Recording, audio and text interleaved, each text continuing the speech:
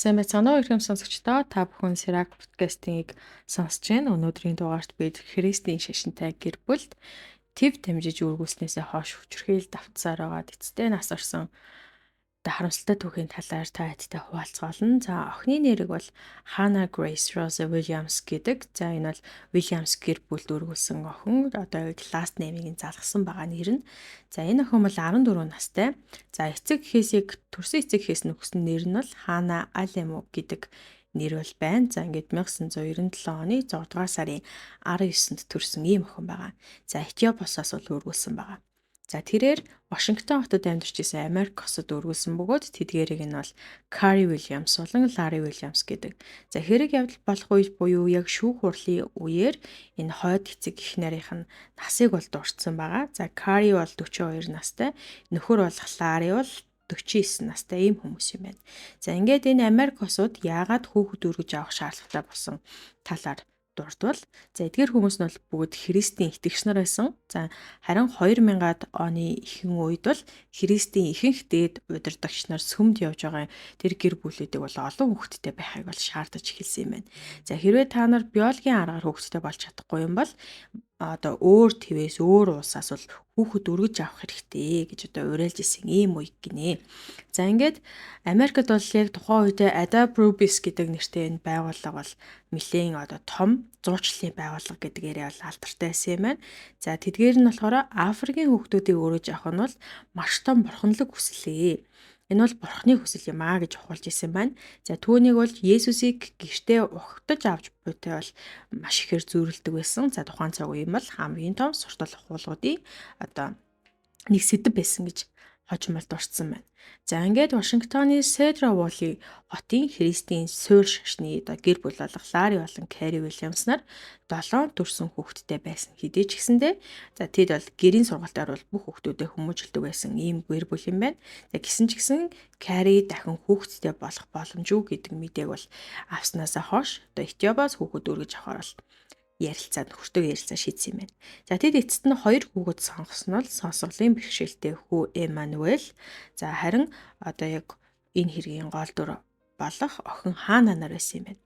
За энэхүү Этиопоос барууны гэр бүлүүдэд бол хүүхэд илгээх хамгийн гол их сурвалжийн одоо нэг байсан Африк ТV.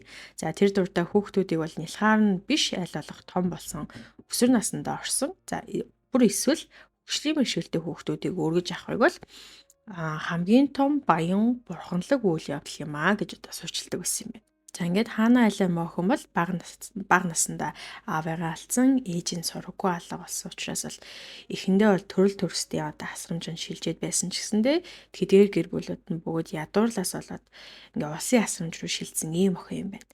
За ингээ асрамжийн газарт амьдрахдаа Хана маш их тийм сэтгэл зүйн дарамттай байсан. Мэдээж ойлгомжтой эцэг нас ороод ээж нь ор сургаггүй болсон учраас за дээрэс нь ослын дараах гэмтэл буюу PTSD төрчихсөн байсан юм байна. За ингээд нэг өдөр бол өргөх тэр гэр бүлүүд нь ирээд за тэгээд шинэ амьдрал эхлэнэ гэсэн сэтгэл найдвартайгаар бол Америк улсыг зорьжээ. За Ханаг бол шинэ гэр бүлдээ очимогцсон хоолноос бол хассан байна. За ингээд гадаа дандаа унтуулдаг байсан. За дээрэс нь гэрийн сарвчанд бол төлхөө амьдруулж хэлсэн байгаа. За ингээ өвлийн хүүтэнд одоо байшингийн гадаах зүлэг услах зорилготой хоолоогоор шүршүрт оруулдаг байсан. За өдөрт олон удаа ташуурдаж болцооддаг байсан гэж байгаа. За түүнийг бол зөрүүд дуулуургүй гэж бол нэрлэдэг байсан. Яагаад тэгэхээр мэдээж ойр орчмын хүмүүс тэгээд сүмд явдаг учраас сүмийн нөгөө бусад гэр бүлүүд нь за яасан одоо Этиопоосаас өргөж авсан 2 хүүхдийн хэр байна гэх удаа хэрэг дурлаад айгүйх асууж байгаа. За тэр үед нь бол энэ 2 хүүхдийг хоёуланг ингэж дандаа буруугаар бол тодорхойлдог. За тэгээд бид нар бол ингээд алдааг нь дандаа сахилгын арга хэмжээ авах байдлаар ингэж залруулж явж байгаа. Тэгэхгүй л ерөөсөө үг авдаггүй ийм хэцүү хүмүүстэй гэж одоо тайлбарладаг байсан гэж байгаа. За ингээд хамгийн аимшигтай нь бол одоо эдгээр тэр сахилгын арга хэмжээ дээр шийтгэлүүдээ бүгднийг Pearl гэдэг ийм гэр бүлийн нөхөр Майкл болон эхнэр Debbie нарын бичсэн To Train Up Child гэдэг ийм нэртэй номоор тэр номны сургаалын дагуу хэрэгжүүлж хийсэн үйлдэлүүдээ гэж хожим нь одоо өөрсдөө бол шүүх хурал дээр өмгөөлж исэн. Тэгээ номонд хүүхдийг бол хуунзар 3 сар зодох, хүт уусанд одоо хийж шийтгэх, за хоолноос нь хас, за хэрвээ ойлгохгүй байгаа хизээнээс эхлэхээ мэдэхгүй байвал 6 сартаагаас нь эхлээд модон халбаар зохиж, мэдрүүлж, дасгаж эхлэх хэрэгтэй гэдэг одоо зөвлөгөөнүүдийг бичсэн байдаг ийм ном юм байна. За ингээд яг охины үхэл бол 2011 оны 5 дугаар сарын 12-ны өдөр болсон. За хаана охиныг бол өдөржин гадна байлгаж за даарч хүрсний улмаас л ухаан алдаад за тэгээ хувцас тайлж хийсэн нь бол hypothermia одоо шинж нийтлэг шинж болсон байна. За тэр нь paradoxical undressing байсан гэж үзсэн юм байна. За тэрийг нь жоохон хайгаад үзсэн чинь hypothermia гэдэг нь бол биеийн температур огцон буураад судас найрсч цус хэргэлт удаашрахыг хэлдэг бол за paradoxical undressing гэдэг нь бол биеийн температурын огцон өөрчлөлтөөс үүдэж тарих яг хит даарж гинөө эсвэл халууцж гинөө гэдгийг ялхаа болоод за тэгээд хувцас нэмгэлэх энэ командыг одоо өгдөг. Ийм ангаах ухааны хэллэгүүд юм байна. За ингээд саяны дурдсан зүйл бол одоо бүгд шүүх шинжилгээнд дурдгдсан зүйл байсан бөгөөд анх охиныг олсон хүн нь бол Carey Williams. За Carey Williams 911 рүү залгаж дуудлага өгөхдөө тэр өөрийгөө яг алах гээд байна. За ер нь бол их зөрүү түүхэд байгаа юм. За бидэнд маш их дарамттай байгаад байна. Бид нар бол түүний эсрэг юу ч хийж чадахгүй байна. Хурд ирээрээ гэдэг дуудлагыг хийсэн байна. За ингээд шүүх хурал мэдээж басан шүүх хурлын эцсийн хариу бол түүний өргөмөл эцэг болох Carey Williams, за Larry Williams хоёрыг болох ингээ 2013 оны 9-р сард бол гин буруутайд нь тооцоод за Carey Williams бол homicide by abuse болон first degree assault of child гэдэг гэмт хэрэгт одоо буруутай гэж тогтоогоод 36 жил 11 сарын 20 ялыг оноосон. За харин Larry Williams бол first degree manslaughter болон first degree assault of child хэрэгээр буруутгаад 27 жил 9 сарын 20 ялыг оноосон байна. Шүүх хурлаар ялаа сонссныхоо дараагаар одоо 2 жилийн дараа 2015 оны 12 дугаар сард Carey Williams болон Larry Williams-аар давж заалдах хүсэл гаргасан юм байна. За тэгсэн ч гэсэндээ бол тэдний ялыг бол хэвээр үлдээсэн. За харин дараа нь ахаад Carey Williams 19 онд дахиж одоо давж заалдах хүсэлт гаргасан ч гэсэндээ шүүх дахиад хоёулангийн татгалцсан байна. За энэ хоёр чинь нөгөө нэг дахиад төрсөн 7 хүүхэдтэй гэдгсэн шүү дээ. За тэр 7 хүүхэд нь бол хаана охиныг нас барсны дараагаар 2-7 хоногийн дараа бол CPS буюу Child Protective Service гэдэг газар руу одоо шилжсэн байна. За ингээ 2013 оны шүүхийн явцад бол зарим төрсөн хүүхдүүд нь л хүчирхийллийг гэрчилж дараах хүчирхийллийн үйлдэлүүдийг талаар одоо өгүүлсэн байна. Өрөөж авчирсан шинэ хүүхэд бол хаанаг тогтмол дашуурдаж шүүгэнд цоожилдог байсан. За тэгээ хоолноос бол хасдаг эдгээр шийтгэлүүд нь бол түгээмэл байсан. Түүнд хувцас өмсөхийг зөвшөөрдөггүй зөвхөн альчуур ороогол эрэхтэй байсан. За мөн саравчинд унтах хашааны усны хоолоогоор шүршүүрт орохыг бол албагддаг байсан. За хаана өргүүлсний дараах жим бууралт нь бол түүний үхэлд шууд нөлөөтэй гэж үзсэн байна. За ихэвчлэн тэр нөгөө хүүхдүүдийн гэрчилснээр л Walking the line харин boot camp гэдэг ийм хоёр нэртэй одоо сахилгын шийтгэлийн аргыг хэрэглэдэг байсан гэж байгаа. За walking the line гэдэг нь болохоор гэрийн хашаан дотор нэг юм теннисний талбай шиг ингээд засчихсан талбай байдаг байсан. Тэр теннисний талбайны захыг нь дагуулж бол маш олон тойргоор алхуулдаг байсан гэсэн. За boot camp гэж нэрлэж байгаа тэр сахилгын шийтгэл нь бол чулуу ч юм уу эсвэл хүнд хавтангуудыг нааш цааш нь аюухт одоо өрүүлж зөөлөгдөг байсан гэж байна. За эдгээр хоёр сахилгын шийдэглийг бол сүүлийн 6 сарын туршид бараг 7 хоногт 1-2 удаа хийлэгдэг байсан гэж тэр шүүх хурал дээр гэрчилсэн төрсөн хүүхдүүд нь бол ярьсан байгаа. Мөн хамгийн том хүүхэд нь бол яг тэр шүүх хурлын үеэр яг хаана охинд юу болсон талаар бол ярьсан байсан. За 2011 оны 5 сарын 11-нд өгсөн энэ шүүх хурлын үеэрх ярьцлагада тэр өдөр бол хаана охин өглөө цоочтой шүүгэнээсээ гарах эрхийг олж авсан. За хэдийгээр тэгж гарсан ч гэсэндээ өглөөний хоолыг гадаа суулгаж идүүлсэн. За өдөржин гадаа байлгасан. Орой бороо шивэрч эхлэхэд тотгошоо бол оруулаагүй. Удалгүй тэр шалан дээр ингээд нүрээрээ унсан.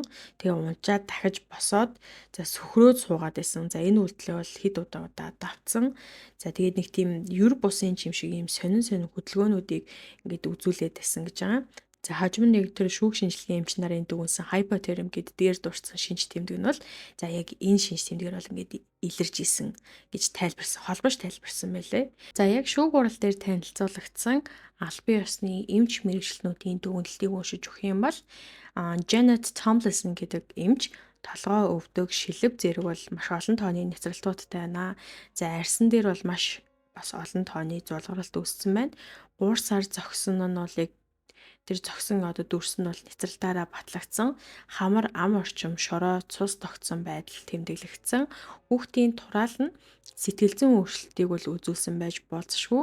Хит их өссөн хүүхэд бол зөрүүд эсэргүү мэд харагдах занг өгдөөдөг.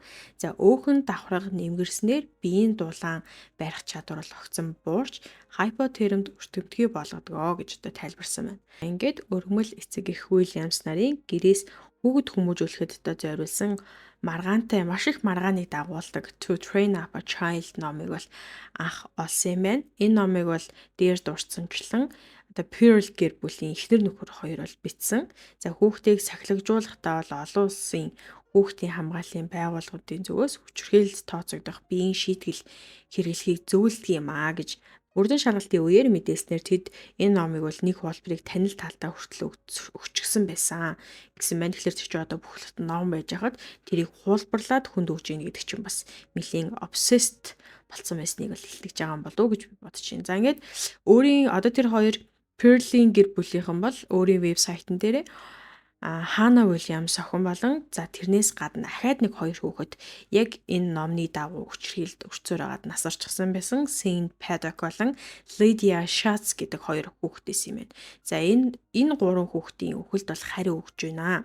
За Хана Уильямсын өмнөлт үхэлд бол бид маш их гонхтой байна. За гэхдээ тэрээр шүүмжлэгчдийг бол би яг бол гайхаж байна. Учир нь бидний зөвөр ингэж ташуурдуулж хүмүүжүүлсэн эдгээр хүүхдүүд ирээдүйд насанд хүрмэгцээ инх тайван хайр дууран өсдөг бөгөөд цаашдаа татвар төлдөг бизнес эрхлэгчид болж танаа хүүхдүүд тэтгэмж хэлбэрээр авдаг юм гэж байгаа. Тэр танаа хүүхдүүд гэдэг нь болохоор тэр нөгөө Эммануэль гэдэг бас нэг хүүхдээс шүү дээ. Тэр хүүхд хөгжлийн бэрхшээлд авчраас тэд нар чинь татвар төлсөн тийм хүмүүсээс тэтгэмж хэлбэрээр авдсан шүү дээ гэдэг ийм тайлбар сайт өөрсдийнхөө сайтн дээр өгчээ.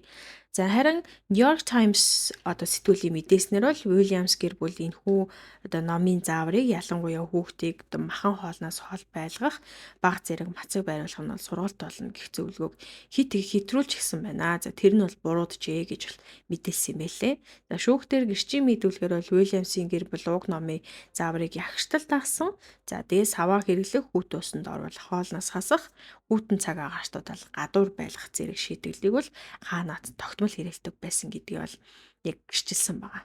За тэгээ энэхүү яг номныхын талаар таадаг жоохон дэлгэрүүлээ тайлбарлаад өгөх юм бол хүүхдийн эрхийн байгууллагууд болон прокурорууд уг номыг бол аюултай гэж нэрлсэн юм байна. За Michael Pearl л өөрийгөө буруугүй гэж мэдэгдсээр л байгаа. За номонд зөвхөн бие мах бодит үзүүлэх хүмүүжлийн талаар гардаггүй юм та нар хит их туушраад байна. За өөр бас зөндөө олон өөр хэлбэрээр хүүхдийг хайрлах, за анхаарч өсөхийг анхааруулсан байгаа. Та нар зөвхөн эдгээр бот нэг дугаар номны зөвхөн нэг жижиг сахилгын шийтгэлийн хэсгийг л түрүү бариад байна гэж өөрийгөө тайлбарлаад байгаа өмгөөлж. За ингээ 2011 онд бол change.org гэдэг ийм сайт байдаг. За тэр сайт бол Amazon дээр хүүхэд хүчирхээлээс хужилсан энэ номны борлуулалтыг зогсоо, энийг хориглоо гэдэг ийм урайтай өргөдөл гаргаад за тэр өргөдөлд бол 100 мянган гаруй хүн бол гар үсийг зурсан ч гэсэндээ өнөөдөр буюу 2025 оны 9-р сард одоо ч гэсэн тэр ном нь бол Amazon дээр бол зарагдаад байж лээ. Хана охины өмгөөлж байгаа тал буюу прокурорын тал гэсэн үг тийм. Прокурорын тал бол Pearl гэдэг номыг буруу шаасан. За тэрийг бас ялгаагүй энэ үйл явдал дээр хариуцлага хүлээх шаардлагатай гэдэг байр суурьтай байсан. За тэгсэн чинь за Pearl бол шүүх хурал дээр бол очоогүй. Харин хэвлэл мэдээллийнхэнд өөрсдөө өмгөөлж өгсөн ярилцлагандаа бидний зөвлөөд байгаа хуванцар гуурсны хэмжээг бол уул нь яг сайхан нарийн тодорхой заачсан. Уртын хэмжээ, хүндийн хэмжээ болон тэр нарийныг нь хүртэл заагаад өчгсөн байхад чинь за яг энэ гэр бүлийнхэн бол энэ хэмжээг бол зөврүүлсэн байна. За тийм учраас бид нарыг бол буруутгах ямар ч үндэслэл байхгүй. За тэгсэн чинь зөврүүлээд нөгөө нэг ээж нь хойд их нэг штт Williams.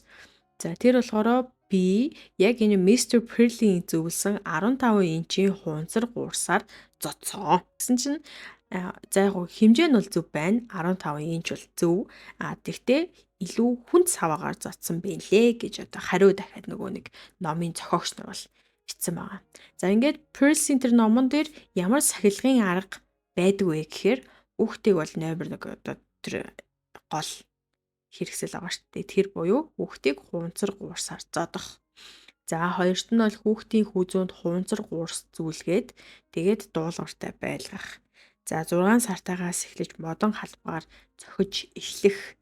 За нялх хүүхдийг шалан дээр дэвсэн хүнжил дээрээс гарах гэж оролдох юм бол за цохих. Одоо яг гарсан хэсгээр нь цохих. Хөлөөрөө гарсан бол хөлөөр нь одоо нуруугаараа хөвтөж гарсан бол нуруун дээр нь цохих ч юм уу тэгж мэдрүүлэх. За түүнийг blanket training гэж нэрлэсэн байна. За том хүүхдийг одоо хэрвээ том хүүхэд байх юм бол шугам одоо модон гамбаз эсвэл тэлээгээр бүсээр зодох. За ариун цэврийн сургалтын алдаа гаргах юм бол за гадуур одоо гадаа гаргаж агаад усны хоолоогоор шүршиж шийтгэх. Гэх мэтлэн одоо ийм сахилгын шийтгэлийн аргуудыг зааж өгсөн байна. За ингээ Вильямсын хэрэг явдал бол болсон. За ингээ Pearson зааврыг дагаж хүүхдээ алсан 3 дахь гэр бүл болсон гэдгийг дээр дурдсан. За энэ номыг зарим сүмд бол мөн цэргийн гэр бүлүүдэд бол үн төлбөргүй тараадаг гэж байгаа. За ингээд Pearson гэр бүл бол жилд энэ номороо 1.6 сая долларын орлого олдог гэж бол New York Times сэтгүүл нийтлсэн байсан ч гэсэндээ за тэрийг дахиад залруулад за бид нар бол эндээс ямар ч ашиг орлого авдаггүй. Бүгд одоо хэрвээ ашиг олох юм бол ашгийг бүгднгийн ямар нэгэн нийтэд тустай ажилд зарцуулдаг гэж мэдгдсэн байна. За ингээ 2001 оноос хойш ердөө 9500 хувил зарагдсан. Тэгэхээр бид нар бол нэг олигтой ашиг олж чадаагүй гэдэг зүйл ярьсан мэлээ. За манай ном эцэг эхчүүдийг хүчирхийлэл үйлдэлээс сэрэмжлүүлж харин хүүхдээ хайрлан халамжлах зөв аргаар өсгөх үүрэгтэйг онцолтогоо. За энэ нь хүүхдийг амжилтанд хүрэхийн тулд сургалт хийхийг ч гэсэн багтаадаг ийм ном юм гэдэг мэдээллийг ахаад өөрсдийнхөө сайтн дээр гаргасан байна. За ингээд та бүхэн Хана Вильямсын эмгэнэлт хэргийн тухай дугаарыг сонслоо. Хэрэгт Хана охин гадаа бараг амьдардаг байсан тухай одоо болон эсвэл одоо хашаанда ихээхэн одоо хүчирхийлэл шийтгэлийг амсдаг байсан гэж одоо дээр хэрэг дээр дурсан да. Тэгэхээр хөвчүүдэнд мэдээж харддаг л байсан байж таараа. Тэгэхээр хүчирхийллийг мэдээлэлгүйгээс болж хөөрхий охин бол нас орчээ гэж би бол бодож байна. Тэгээ Монголд ч гэсэн ийм хэрэгүүд зөндөө олон гардаг учраас хэрвээ та ямар нэгэн байдлаар хүчирхийлэлд байгаа хүүхдийг мэдвэл цохих арга хэмжээг нь заавал авч байгаарэ гэж хүсгээр байна. За тэгээд энэ хэргийн хамгийн одоо гэгээлэг ганцхан зүйл байгаа. Тэр нь бол нөгөө сонсголын бэрхшээлтэй хүүхэд Эммануэль байгаа. За тэр хүүхэд уг хэрэг үйл явдал болсны дараа асран хамгаалагч анги солиод за илүү аз жаргалтай өөр нэг гэр бүлд очиж за тэгээд тохионы хилээс сэргээгээд илүү аз жаргалтай болсон гэдэг ийм мэдээлэл бас үлдсэн байлээ. За өнөөдрийн дугаар таалагдсан бол лайк болон subscribe дараарай.